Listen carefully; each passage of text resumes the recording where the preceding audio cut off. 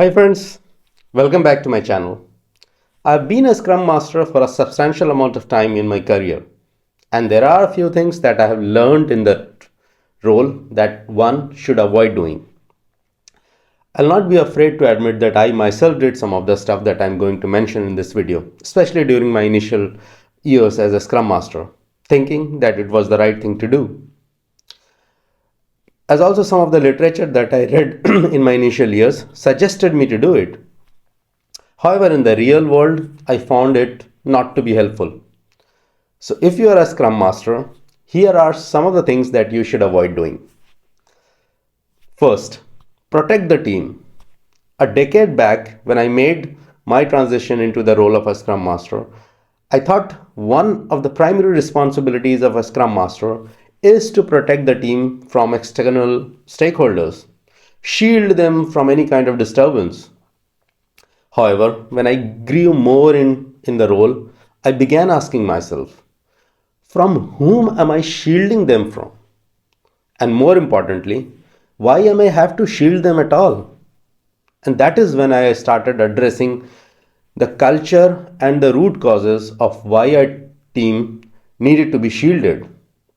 Whether it was the stakeholders who did not understand Scrum, whether it was due to the lack of a governance structure or lack of prioritization, lack of transparency, non-alignment between the team and its stakeholders, not being driven by outcome. So, if you are a Scrum Master and protect your team as well, now is the time to step aside and address the root cause. Second thing, act as a mediator between the product owner and the dev team. In my initial years as a Scrum Master, I was purely driven by the Scrum Guide, and because the Scrum Guide makes the presence of the product owner in the daily Scrums or stand-ups as we call as optional or not required, I never requested him to join our dailies when he or she didn't. And most of the time I found out the absence of product owner was a bottleneck, as the team used to have a question for the product owner on our daily, but the product owner was not there. What worse I did was I added those questions as impediments and addressed them outside the meeting with the product owner personally. I used to pass on the reply from the product owner to the team and vice versa. It was like I was a messenger. A Scrum Master is never a mediator between the dev team and the product owner. In fact, he's never a mediator between anybody, not between the Scrum team and its stakeholders even. A product owner, on the other hand, is part of the Scrum team and must always be reachable for the team. Third thing, reporting matrix. Yes, you heard me right. I did report matrix to the management. Metrics such as velocity, predictability from the Jira one, scope change, etc. A Scrum Master is not a matrix manager. He should not measure anything for the team.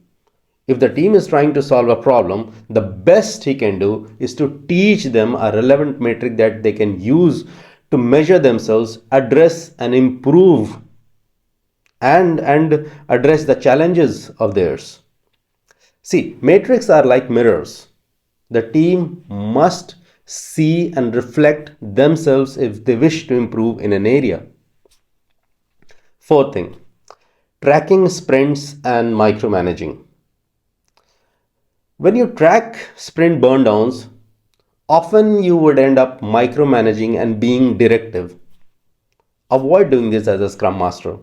The team must measure their progress towards their sprint goal themselves and must feel empowered to do so. Your job as a Scrum Master is to guide and teach them on how best or effectively then they can do it.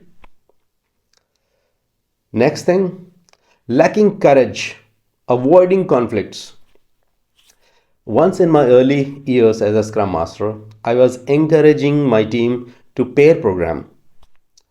A technical lead cut me and said that the team must not do pair programming as he found this as a waste of time. I was surprised. I knew the work the team was doing was complex, challenging, and pair programming would have been very helpful. Still, I did not question him as he was very senior to me in the organization. And that's something that I regret not doing even after a decade right now. A Scrum Master must have the courage to question the status quo and question people when he feels they are doing something wrong. Sixth, facilitate org meetings for your team.